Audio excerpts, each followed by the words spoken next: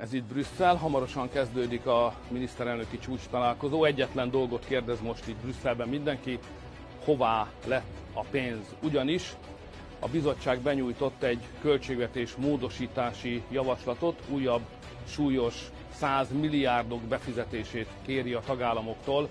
Adódik a kérdés, hogy jöhetett létre ez a helyzet, hogyan sodorhatták a csőd szélére az Európai Uniót. Mondom is a nagyobb tételeket, 50 milliárd eurót akarnak kérni a tagállamoktól, hogy odaadhassák Ukrajnának, miközben azzal a pénzzel sem tudnak elszámolni, amit eddig adtunk.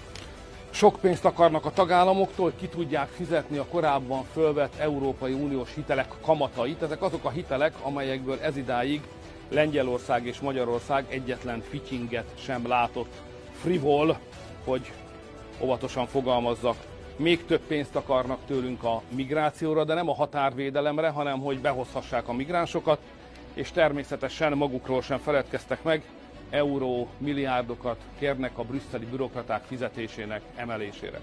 A magyar álláspont világos. Először tudni akarjuk, hogy mire költötték el azt a rengeteg pénzt, amit eddig adtunk. Utána választ várunk arra a kérdésre, kik felelősek azért, hogy a csőd szélére jutott az Európai Unió.